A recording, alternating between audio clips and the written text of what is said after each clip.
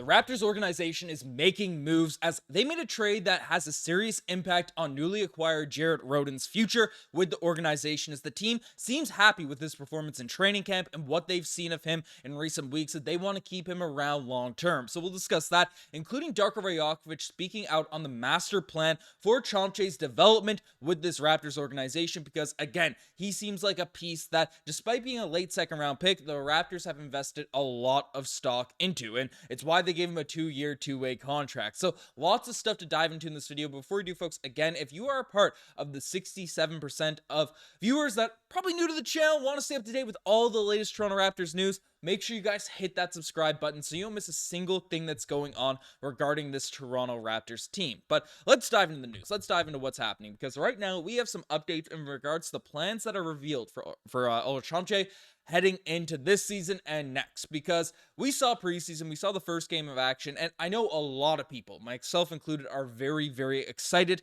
about Chomche's development and future with this Toronto Raptors squad. However, he is a work in progress. He is certainly a development project for this team that's not going to pay off right away. He's young, he's raw coming in, he has the size, he has the athleticism, but needs to get his sort of sea legs out there in the NBA. And Darko Rajakovic kind of dampened expectations for what we should expect from Ulrich Chomche heading into this season right now, as basically he came out and discussed that for him, this season's looking at the big picture. It's a big chance for him to be being drafted, coming from Cameroon NBA Academy and being over here. Being in Toronto in itself, it's like a huge life change. So for me, I really want to be conscientious, not to put too much on his plate, and try to speed up the process.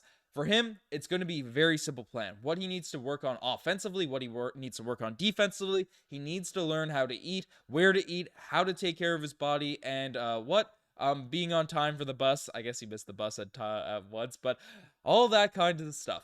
He's going to be able to learn it, and with us from the 905 over the course of the season, and he is a long-term project that we want to give him an opportunity so that he improves and gets better without skipping any steps. So a nice little jab, a little joke in there from Darko Rajakovic, about Ulrich Chomche missing the bus out there at this point. But Chomche, we saw him in preseason. He is definitely a raw basketball player, even in summer league. Just didn't.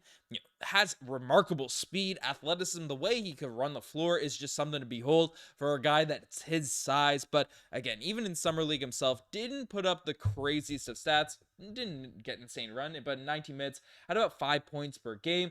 Shot 50% from the three-point line, which is pretty crazy, but not a ton of attempts. We're not looking at massive sample size there, but did block 1.4 shots per game. You can see the potential with Chomche here now at this point. Crazy shooting 50% from three and then 44% from the free throw line. That's what you get when you get a small sample size in regards to players, but basically Chomche is a piece that the Raptors are very high on long term. They think he's able to do a lot in terms of development, and from the eye test, you can see it. If everything comes together, like the intangibles, the basic stuffs, being on time for the bus, as Darko Rajakovic kind of put it. But basically, if Chomche can come out there and really just figure things out, get his touch around the rim a little bit better, build up some strength so he's not pushed around when he's out there in the paint and stuff. Then he can use that speed. He can use that three-point touch to really blossom and develop into a player. This is a guy I'm very bullish on long term, but I know expectations are always raised when we have a very interesting prospect, and I know the meme has been said a ton about Toronto Raptors players, 2 years from being 2 years away,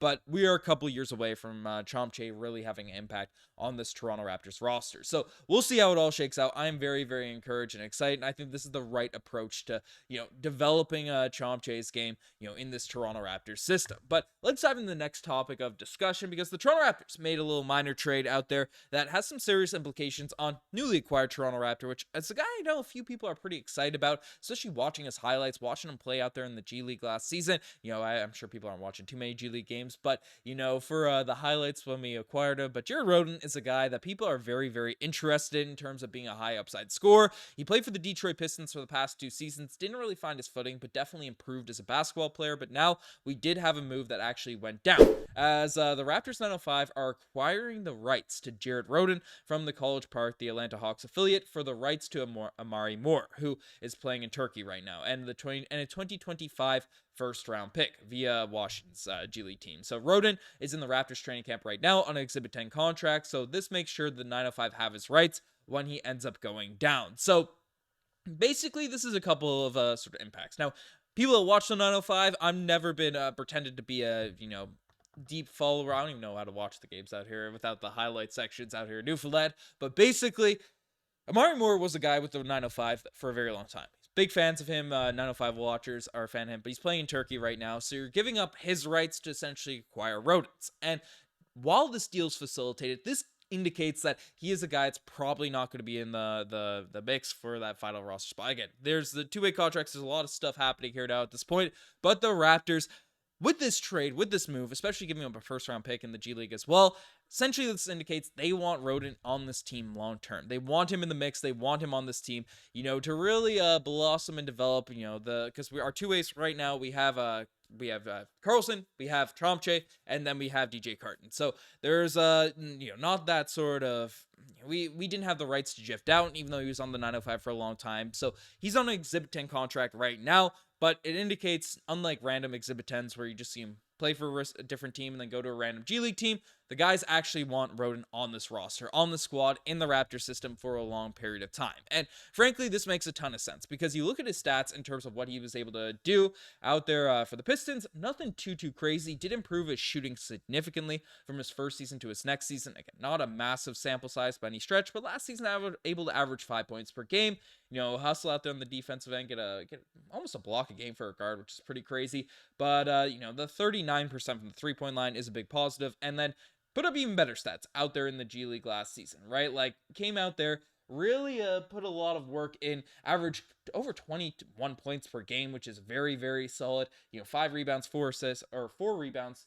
Oh my goodness, I cannot read. Yeah, 6 rebounds, 3 assists out there for Rhoden. I need these graphics to be bigger, but Rhoden is a guy that I know a lot of people are high on in terms of him as being a scorer, being on this roster, but unfortunately, the Raptors do have a few guys now here at this point, essentially, I don't want to say locked in at that final position, final roster spot, but it feels like Jermias Ramsey or Bruno Fernando are going to be the guys that are going to be out here actually, with the real shot at getting that final roster spot. But Rhoden is a development piece, and we saw last season that there are a lot of these guys that were in Exhibit 10 contracts out there on the Raptors G League team ended up getting called up to the roster after the trade deadline. And I know a lot of people, especially with all the injuries that we've already been sustaining, are calling for this team to capture the flag. I might have to make a new animation, but tank in 2025. That's the 2024 animation. But the season hasn't started, so we're not jumping the gun with anything like that. But these moves, especially during development, they don't usually mean anything when you're a championship contending team and stuff. I guess they do because you want to build up your prospect pool,